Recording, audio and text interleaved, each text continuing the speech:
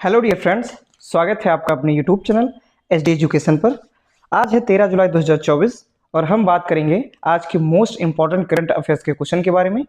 जैसा कि हम रेगुलर बात करते हैं उस दिन जो भी करंट अफेयर्स क्वेश्चन बनते हैं जिस दिन के, उन क्वेश्चंस को हम लेकर के आते हैं और आपके सामने उनका फुल एक्सप्लेनेशन किया जाता है।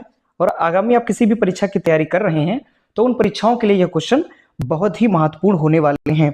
अगर आप वीडियो पर पहली बार आए हैं तो वीडियो को लाइक करें, अपने दोस्तों के साथ अधिक से अधिक शेयर करें और हमारे चैनल को सब्सक्राइब भी करें ताकि कोई भी वीडियो आए तो उसकी नोटिफिकेशन आपको तुरंत मिल जाए।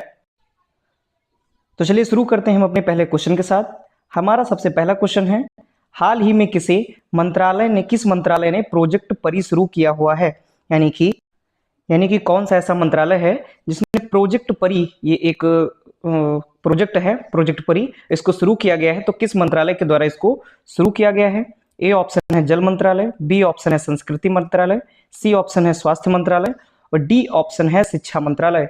तो इस प्रश्न का सही जवाब है ऑप्शन नंबर बी, यानी कि जो संस्कृति मंत्रालय है इसने प्रोजेक्ट परी शुरू किया हुआ है। आगे हम आर्टिकल में देख भी सकते हैं कि ministry of culture initiates project Pari for the 4th world heritage committee meeting, यानी कि 46 जो वर्ल्ड हेरिटेज कमेटी मीटिंग है इसी के उपलक्ष्य में जो संस्कृति मंत्रालय है इसने प्रोजेक्ट परी लॉन्च किया हुआ है।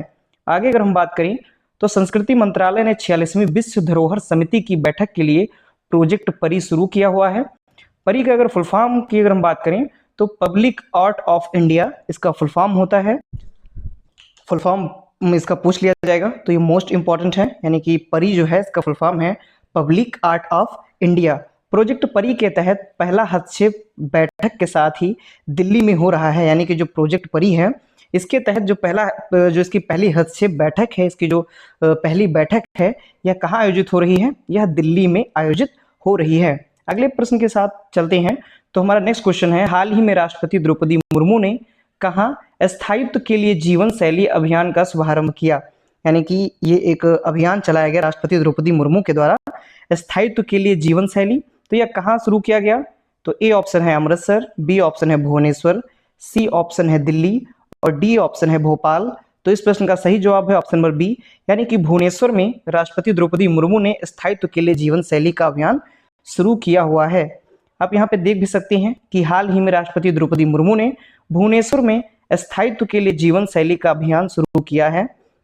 बात करें तो जो राष्ट्रपति द्रौपदी मुर्मू हैं अभी ओडिशा और भुवनेश्वर के दौरे पर हैं, वहां पर गई हुई हैं और वहां की जो भी हेरिटेज साइटें हैं, जो भी वहां पर पुरानी जो मतलब कह सकते हैं स्थल हैं, पुराने स्थल हैं, उन सभी का दौरा कर रही हैं, वहां पर जा रही हैं। तो और अभी जो उड़ीसा भी जाएंगी राष्ट्रपति द्रौपदी मुर्मू, तो इसी के दौरान इन्होंने भुवनेश्वर में स्थायित्व के लिए जीवन शैली अभियान का शुभारंभ किया हुआ है। आगे अगर हम बढ़ें तो हाल ही में प्रधानमंत्री नरेंद्र मोदी ने कहाँ अज्ञात सैनिकों की समाधि पर श्रद्धांजलि अर्पित की? यानी कि प्रधानमंत्री नरेंद्र मोदी जी ने कहाँ पर जो अज्ञात सैनिकों की समाधि है वहां पर श्रद्धांजलि अर्पित की है? तो ए ऑप्शन है श्रीलंका, बी ऑप्शन है रूस, सी ऑप्शन है चाड और डी ऑप्शन है कनाडा। तो अभी हाल ही में प्रधानमंत्री नरेंद्र मोदी जी कहाँ गए थे? रूस गए हुए थे और वहीं पर उन्होंने अज्ञात सैनिकों की समाधि पर श्रद्धांजलि अर्पित की है। तो इस प्रश्न का सही जवाब है ऑप्शन नंबर बी, यानी कि प्रधानमंत्री नरेंद्र मोदी ने अज्ञात सैनिकों की समाधि पर श्रद्धांजलि अर्पित की, कहां पर? रूस में। आगे अगर हम बात करें तो यहाँ पर आप आर्टिकल में और कुछ पॉइंट देख सकते हैं कि प्रधानमंत्री श्री नरेंद्र मोदी ने आज यानी कि मॉस्को रूस की जो मॉस्को है वहां पर अज्ञात सैनिकों की समाधि पर श्रद्धांजलि अर्पित की। उन्होंने समाधि पर पुष्पांजलि भी अर्पित की हुई है।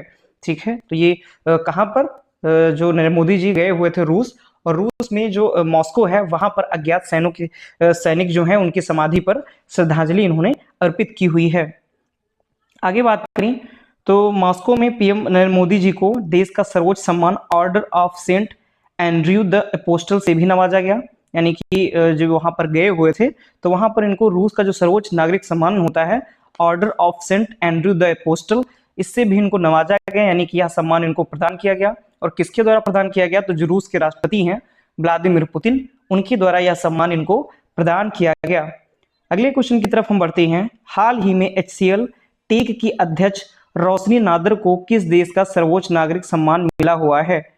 तो जो HCL टेक है, इसकी जो अध्यक्ष है रोशनी नादर, ये इनको किस देश का सर्वोच्च नागरिक सम्मान इनको दिया गया?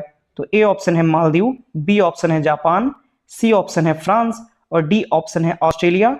तो इस प्रश्न का सही जवाब हो जाएगा ऑप्शन नंबर सी, यानी कि HCL टेक की जो अध्यक्ष है रोशनी नादर, इनको फ्रांस देश का सर्वोच्च नागरिक सम्मान दिया गया है। आप यहाँ पे देख भी सकते हैं, HCL tech's Roshni Nadar Malhotra receives France highest civilian honour, यानी कि वो उनको फ्रांस का जो हाईएस्ट सिविलियन ऑनर होता है वो प्रदान किया गया है। आगे अगर हम बात करें तो HCL टेक की जो अध्यक्ष रोशनी नादर मल्होत्रा हैं, इनको फ्रांस ने देश के नागरिक सम्मान, जो देश का सर्वोच्च नागरिक पुरस्कार होता है, नाम क्या है इसका?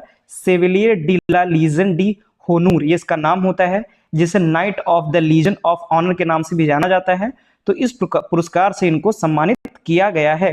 आगे अगर हम बात करें तो जो ये पुरस्कार है Chevalier de la Legion d'Honneur या Knight of the Legion of Honour, इसकी शुरुआत जो की थी नेपोलियन बोनापार्ट की ओर से साल 1802 में यह शुरू किया गया था। सेविलियर de la Legion D होनूर France के लिए उत्कृष्ट सेवा के करने के लिए फ्रांसीसी गणराज्य की ओर से दिया जाने वाला यह सर्वोच्च नागरिक पुरस्कार है। यानी कि जो फ्रांस के लिए कोई उत्कृष्ट सेवा प्रदान करता है तो फ्रांसीसी जो गणराज्य है, फ्रांस के जो राजा हैं या वहाँ के जो अध्यक्ष होते हैं मेन, या वहाँ के जो राष्ट्रपति होते हैं, उनके द्वारा यह जो सम्मान है यह दिया जाता है। तो यह जो सम्मान है यह फ्रांस का सर्वोच्च नागरिक पुरस्कार है। अगले प्रश्न की तरफ हम बढ़ेंगे। तो हमारा अगला प्रश्न है, हाल ही में किसे जून 2024 का ICC player of the month चुना गया है? यानी कि जून मंथ के ICC player of the month का जो अवार्ड है इसकी घोषणा कर दी गई है। तो यह किससे प्रदान किया गया? ए ऑप्शन है स्मृति मंधाना, बी ऑप्शन है जसप्रीत बुमराह, सी ऑप्शन है उपयुक्त दोनों और डी ऑप्शन है समायरा शेख। तो इस प्रश्न का सही जवाब है ऑप्शन नंबर सी, यानी कि स्मृति मंधाना और जसप्रीत बुमराह, इन दोनों को ICC player of the month June 2024 का अवार्ड प्रदान किया गया है। यानी कि मेल की कैटेगरी में दिया गया है जसप्रीत बुमराह को और फीमेल की कैटेगरी में दिया गया है स्मृति मंधाना को। इन दोनों को जून महीने का ICC player of the month चुना गया है। आगे अगर हम बात करते हैं पॉइंट्स की, तो जसप्रीत बुमराह और स्मृति मंधाना को ICC player of the month award से सम्मानित किया गया है। बुमराह ने हाल ही में संपन्न हुए जो T20 विश्व कप आयोजित हुआ, इसमें भारत ने जीत दर्ज की, भारत ने T20 विश्व कप जीता। इसमें 15 विकेट झटके थे और उन्हें प्लेयर ऑफ द टूर्नामेंट भी चुना गया था। यानी कि जो जसप्रीत बुमराह हैं, इनको T20 विश्व कप में प्लेयर ऑफ द टूर्नामेंट भी चुना गया था और इनको ICC player of the month June का अवार्ड दिया गया है। स्मृति मंधाना की बात की जाए तो इनका यह पहला महीने के सर्वश्रेष्ठ खिलाड़ी का पुरस्कार है, यानी इनको पहली बार यह पुरस्कार प्रदान किया गया है। अगले प्रश्न की तरफ हम बढ़ते हैं। हमारा अगला प्रश्न है, हाल ही में जेन AI इनोवेशन में कौन शीर्ष पर रहा? यानी कि जनरेशन AI की एक रिपोर्ट जारी हुई। तो इस रिपोर्ट में इनोवेशन की एक रिपोर्ट जारी हुई आर्टिफिशियल इंटेलिजेंस जनरेशन की। तो इसमें कौन सा देश था जो शीर्ष पर रहा, यानी कि पहले पायदान पर किसने ये हासिल किया? तो ए ऑप्शन है ऑस्ट्रेलिया, बी ऑप्शन है चीन, सी ऑप्शन है रूस और डी ऑप्शन है सिंगापुर। तो इस प्रश्न का सही जवाब है ऑप्शन नंबर बी, यानी कि जो चीन है, यह जेन AI इनोवेशन की जो रिपोर्ट जारी हुई उसमें ये पहले स्थान पर है, यह शीर्ष पर रहा है। आगे अगर हम बात करें तो AI आप सभी लोग जानते ही हैं आर्टिफिशियल इंटेलिजेंस। तो यह आर्टिफिशियल इंटेलिजेंस जनरेशन की एक रिपोर्ट जारी हुई थी जिसमें जो चीन है वह पहले स्थान पर रहा।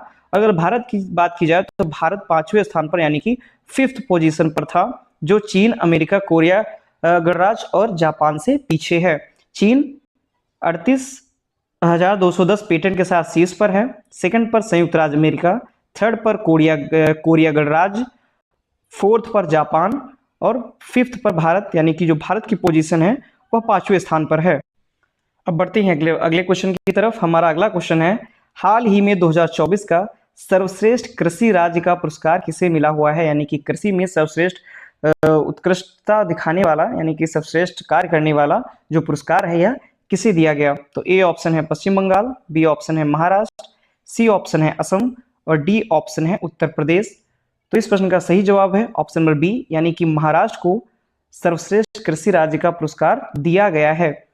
आगे हम यहाँ पर बात करते हैं आर्टिकल में। तो Maharashtra wins best agriculture state award for 2024। ठीक है, तो जो महाराष्ट्र है इसको एग्रीकल्चर में स्टेट अवार्ड इसको दिया गया है 2024 का।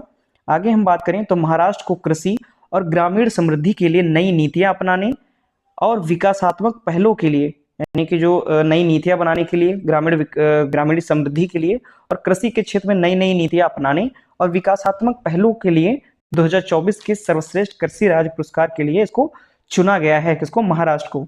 और बात की जाए तो इस आशय की जो घोषणा है वह 15वीं कृषि नेतृत्व पुरस्कार समिति द्वारा की गई, जिसके अध्यक्ष भारत के पूर्व न्यायाधीश और केरल के जो राज्यपाल न्यायमूर्ति पी सदाशिवम हैं, इनके द्वारा यह घोषणा की गई थी। अगले प्रश्न की तरफ बढ़ते हैं। तो हमारा अगला प्रश्न है, हाल ही में कौन पश्चिम बंगाल में कुलपतियों की नियुक्ति के लिए HOC बने, यानी कि जो कुलपतियों की नियुक्ति होती है उसके HOC किसको नियुक्त किया गया है, वो भी पश्चिम बंगाल में।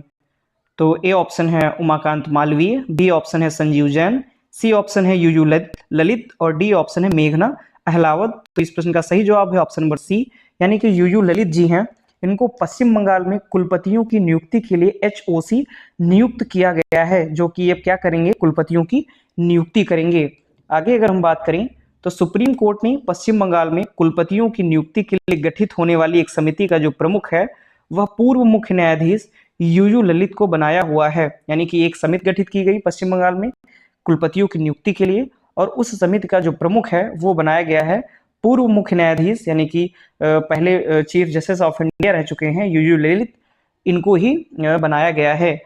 आगे बात करें तो पश्चिम बंगाल के जो राज्यपाल हैं CV आनंद बोस और सत्तारूढ़ TMC जो सरकार है उनके बीच राज्यों के विद्यालयों के संचालन को लेकर विवाद है, और जो राज्यपाल होता है वो कार्यभार देखता है, यानी कि जो राज्य के जो विद्यालय होते हैं उनके कुलपतियों से रिलेटेड या कोई भी जो कार्य होते हैं वो राज्यपाल के अंडर आते हैं, और इसी के द्वारा जो वहाँ के राज्यपाल हैं पश्चिम बंगाल के और जो TMC है, जो वहाँ की वर्तमान में सरकार है ममता बनर्जी जी की, इनके बीच में विद्यालयों के संचालन को लेकर के विवाद बना हुआ था, जिसके लिए सुप्रीम कोर्ट ने एक समिति गठित की है और यही समिति के जो अध्यक्ष बनाए गए हैं, जो प्रमुख बनाए गए हैं, वो यूयू ललित जी को बनाया गया है। अगले प्रश्न की तरफ हम बढ़ेंगे। हमारा अगला प्रश्न है, हाल ही में पंकज अग्रवाल किस राज्य के मुख्य निर्वाचन अधिकारी बने हुए हैं, यानी कि जो पंकज अग्रवाल जी हैं इनको किस राज्य का मुख्य निर्वाचन अधिकारी नियुक्त किया गया है। तो ए ऑप्शन है हरियाणा, बी ऑप्शन है पश्चिम बंगाल, सी ऑप्शन है अरुणाचल प्रदेश और डी ऑप्शन है हिमाचल प्रदेश। तो इस प्रश्न का सही जवाब ऑप्शन नंबर ए, यानी कि हरियाणा की राज्य के जो पंकज अग्रवाल हैं इनको हरियाणा राज्य का मुख्य निर्वाचन अधिकारी बनाया गया है या नियुक्त किया गया है। आगे अगर हम बात करें तो पंकज अग्रवाल हरियाणा के नए मुख्य निर्वाचन अधिकारी बनाए गए हैं। पूर्व मुख्य निर्वाचन अधिकारी जो थे अनुराग अग्रवाल, उनको स्थानांतरित कर SCS सिंचाई और जल संसाधन विभाग के पद पर नियुक्त किया गया है, यानी कि जो पहले इस पद पर थे मुख्य निर्वाचन अधिकारी के पद पर, उनको जिनका नाम था अनुराग अग्रवाल, उनको यहाँ से स्थानांतरित करके उनको सिंचाई और जल संसाधन विभाग के पद पर नियुक्त कर दिया गया है और इनके स्थान पर पंकज अग्रवाल को नया निर्वाचन अधिकारी नियुक्त किया गया है। पंकज अग्रवाल की बात की जाए तो ये 2000 बैच के IAS अधिकारी हैं और इनको ही हरियाणा राज्य का मुख्य निर्वाचन अधिकारी नियुक्त किया गया है। अगले प्रश्न की तरफ बढ़ते हैं। हाल ही में पेरिस ओलंपिक 2024 के लिए भारतीय टीम का मुख्य स्पॉन्सर कौन बना, यानी कि स्पॉन्सर का मतलब ये होता है कि किसी भी टीम का वो प्रायोजक करेगा, तो वो कौन बना है भारतीय टीम का और पेरिस ओलंपिक 2024 के लिए। तो ए ऑप्शन है Aditya Birla group, B option है अडानी ग्रुप, सी ऑप्शन है रिलायंस ग्रुप और डी ऑप्शन है अडानी ग्रीन। तो इस प्रश्न का सही जवाब है ऑप्शन नंबर बी, यानी कि जो अडानी ग्रुप है इसको पेरिस ओलंपिक 2024 के लिए भारतीय टीम का मुख्य स्पॉन्सर नियुक्त किया गया है। आप यहाँ पे देख सकते हैं ये पेरिस ओलंपिक टीम इंडिया और जो अडानी ग्रुप है इसको क्या principal sponsors of India Olympic team का नियुक्त किया गया है अडानी ग्रुप को। तो अडानी ग्रुप को 2024 पेरिस ओलंपिक में भारतीय टीम के लिए प्रमुख प्रायोजक घोषित किया गया है या स्पॉन्सर इसको नियुक्त किया गया है। इसके साथ ही जो इसके अध्यक्ष हैं अडानी समूह के गौतम अडानी, इन्होंने क्या किया है, इन्होंने इस अभियान के लिए एक अभियान भी शुरू किया है जिसकी थीम रखी गई है देश का गीत एट ओलंपिक्स। इसको भी इस थीम को भी लॉन्च किया गया है इसी टाइम पर। और जो अडानी समूह है इसके जो अध्यक्ष हैं ये हैं गौतम अडानी। तो ये थे आज के हमारे most important current affairs questions जो कि आने वाली किसी भी परीक्षा के लिए बहुत ही ज़्यादा इंपॉर्टेंट होने वाले हैं। अगर किसी भी परीक्षा की अगर आप तैयारी कर रहे हो, चाहे UPP हो, एसएससी की तैयारी कर रहे हो, रेलवे की हो, किसी भी परीक्षा की अगर तैयारी कर रहे हैं तो उसके लिए ये बिल्कुल बहुत ही इंपॉर्टेंट होने वाले हैं। तो आप शुरू से लेकर लास्ट तक वीडियो पे बने रहिए, और अगर वीडियो पसंद आती है तो वीडियो को लाइक कीजिए, चैनल को सब्सक्राइब कीजिए और दोस्तों के साथ अधिक से अधिक शेयर कीजिए। धन्यवाद।